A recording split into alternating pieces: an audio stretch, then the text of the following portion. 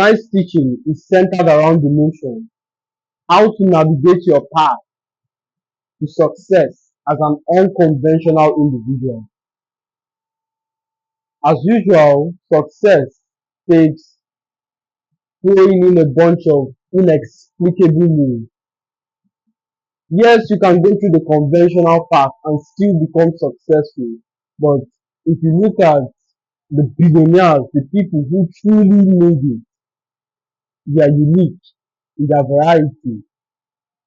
But if your goal is a Mercedes, if your goal is to live a humble life, have two children, have a house, and not do something big, not to be noticed in your world, not make any impact, not be successful, not impact anybody's life. If your goal is not to write your name on the stones of history, that even after long when you're gone,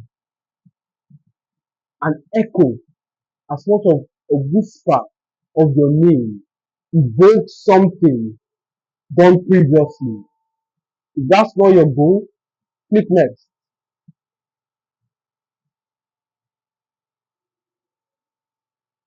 As usual, unconventionality, especially when you see a little bit of success, is most likely you take it to the extreme. You know why? Nobody lives what works. And this is coming from a guy who was living in isolation. Because isolation brought success, I plunged deeper into isolation. This was a guy who, before I became a leader, I would trivialize people's opinion.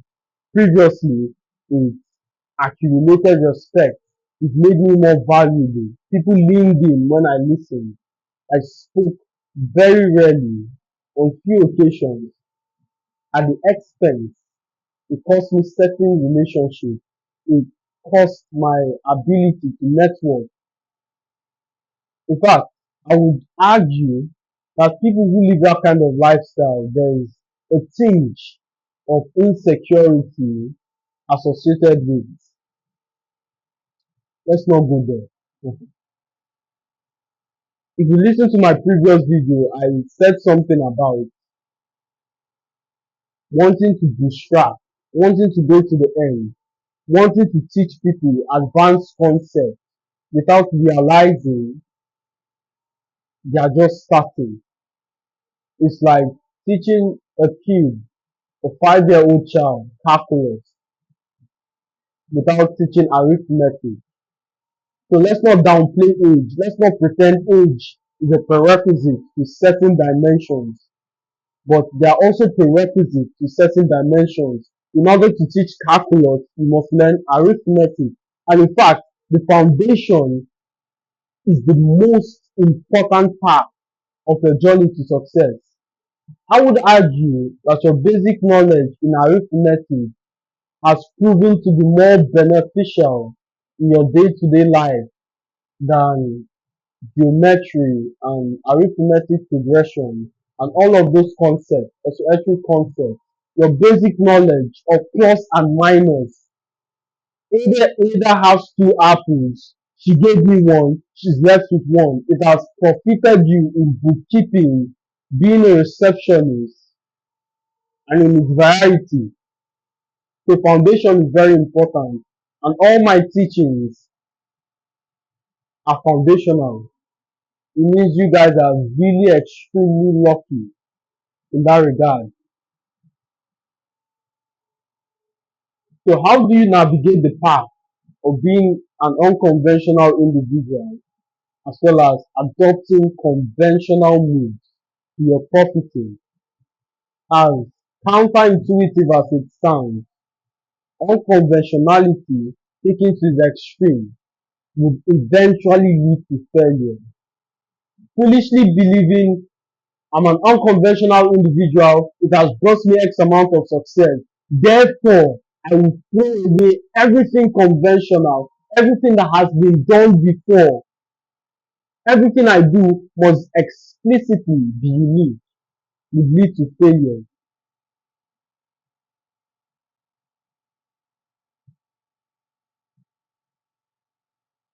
As intelligent as Jobs was, There was a time, according to his biography, where he was in one of these episodes of reality distortion.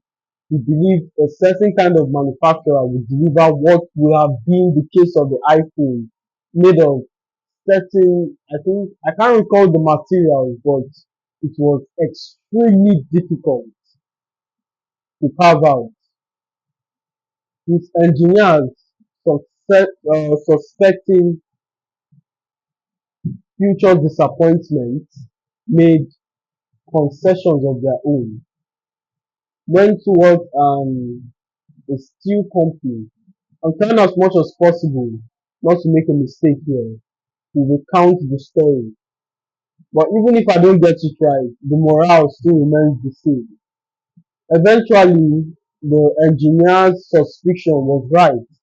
When it came time to deliver, the company Jobs contracted initially asked for more time. Unfortunately, Apple has already set a date of which those phones will be shipped. Fear not, said the engineer to Jobs, I made compromises. According to the biography, Jobs said thank you. You're right, I was wrong. So unconventionality can be dangerous in various situations. Even the Bible says, follow them who through patience and faith has obtained the promises while looking unto Jesus. So why you do not blindly copy, you follow. There has already been a path laid out for success. Trying to build a wheel when there's an existing wheel is futile. Nobody would recognize you for building something that already exists. In fact, if recognition is your problem, the best thing you can do in that situation is to improve upon what already exists. Take the template of what exists and build something new off of that template. Trying to is like you have an idea to build air condition. Let's say air condition never existed. So you first construct a fan when fan is already in existence, and you build a prototype of the fan, you create a fan, you look for, I don't know the dynamics of an air condition. So to avoid or at the risk of misinformation, let's keep it, let's drop it out. Let me give you a logical example. A man, the display image, the path to success. Somebody has already walked that path. Isn't it wise, if you are going to make that journey, to speak to the old man? What did you learn on your journey? I'm about to make this journey. I'm about to embark on this arduous path. What should I do? Imagine a man, or imagine if that man fell into a ditch and it took him 30 years to get out. Engaging in a conversation has saved you 30 years. That is 3 decades in confusion. It would be stupid in an attempt to get your own unique story, make that same mistake. You're the one who's twice as unwise because someone has failed for you. So don't make unnecessary mistakes. Do not do something stupid. The Bible says it. A fool is someone who makes the same mistake twice. Is in the similitude of a dog returning back to his vomit. The path to success is not a sprint, it's a marathon. We continue from where those who have gone before us stopped. And as always, my friends, it's a pleasure speaking to you. I'll see you in the next one.